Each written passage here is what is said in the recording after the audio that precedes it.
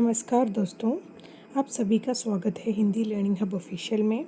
यह है UGC net paper 2 Hindi chapter 1 का पार्ट 2। पिछली वीडियो में हमने हिंदी की भाषा का परिचय और उसकी विशेषताओं को विस्तार से समझा था। यदि आपने वो वीडियो नहीं देखा तो पहले उसे अवश्य देखें, क्योंकि आज का विषय उसी का अगला भाग है। हम आज जानेंगे हिंदी भाषा की उत्पत्ति आखिर कैसे हुई। क्या हिंदी भाषा सीधे बनी थी या फिर हज़ारों वर्षों की एक लंबी यात्रा के बाद अपने वर्तमान स्वरूप तक पहुंची। आज हम इस पूरे विकास क्रम को बहुत सरल भाषा में समझेंगे, तो चलिए शुरू करते हैं। सबसे पहले हमें समझना होगा कि हिंदी भाषा की जड़ें कहाँ हैं।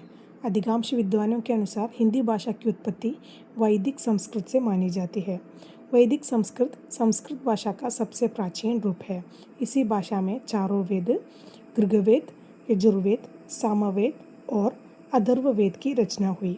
यह भाषा अत्यंत शुद्ध, व्यवस्थित और व्याकरण की दृष्टि से समृद्ध थी। लेकिन समय के साथ समाज बदला, लोगों की बोलचाल बदली और भाषा भी बदलने लगी। यहीं से हिंदी की विकास यात्रा का पहला कदम शुरू होता है। अगला देखते हैं। समय के साथ वैदिक संस्कृत में परिवर्तन हुआ। जो नया रूप विकसित हुआ उसे लौकिक संस्कृत कहा गया।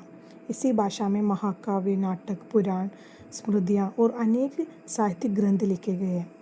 पाणिनि के व्याकरण के बाद इस भाषा को और अधिक व्यवस्थित बनाया गया। हालांकि यह भाषा विद्वानों और राजदरबारों में अधिक प्रचलित थी, सामान्य जनता की भाषा इससे अलग होती जा रही थी। यही कारण था कि आगे चलकर एक नई भाषा विकसित हुई। अब आते हैं पाली भाषा पर। पाली प्राकृत भाषाओं का एक महत्वपूर्ण रूप है। यह विशेष रूप से बौद्ध धर्म के ग्रंथ की भाषा रही है। त्रिपिटक जैसे प्रसिद्ध बौद्ध ग्रंथ इसी भाषा में लिखे गए हैं। पाली भाषा अपेक्षाकृत सरल थी, इसलिए सामान्य लोग इसे आसानी से समझ सकते थे। यही कारण है कि इसका धार्मिक और सांस्कृतिक प्रभाव पूरे भारत और दक्षिण पूर्व एशिया तक पहुँचे। अब समझते हैं प्राकृत भाषा को। जब संस्कृत आम लोगों की बोलचाल से दूर होने लगी तो जनसामान्य ने एक सरल भाषा का प्रयोग करना शुरू किया। इसी भाषा को प्राकृत कहा गया। ध्यान रखिए, संस्कृत विद्वानों की भाषा थी, जबकि प्राकृत जनता की भाषा बन गई।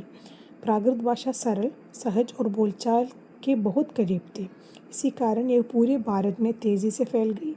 यहीं से आधुनिक भारतीय भाषाओं के विकास का नया चरण शुरू होता है। इसके बाद आता है अपभ्रंश। प्राकृत भाषा में समय के साथ और परिवर्तन हुए और जो नया रूप विकसित हुआ उसे अपभ्रंश कहा गया। लगभग 6वीं से 10वीं शताब्दी के बीच अपभ्रंश का व्यापक प्रयोग हुआ। इस भाषा में व्याकरण और भी सरल हो गया, शब्दों का उच्चारण बदलने लगा, बोलचाल का प्रभाव और बढ़ गया। सबसे महत्वपूर्ण बात, इसी अपभ्रंश से आगे चलकर हिंदी, गुजराती, मराठी, पंजाबी, बंगाली जैसे अनेक आधुनिक भारतीय भाषाओं का विकास हुआ।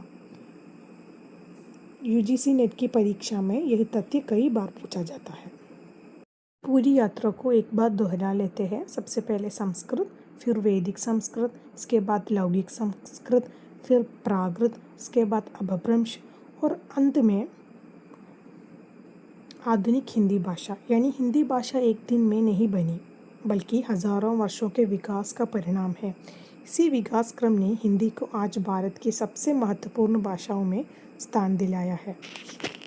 तो दोस्तों, आज हमने हिंदी भाषा की उत्पत्ति की पूरी यात्रा को सरल तरीके से समझा। वैदिक संस्कृत, लौकिक संस्कृत, पाली, प्राकृत, अपभ्रंश और आधुनिक हिंदी।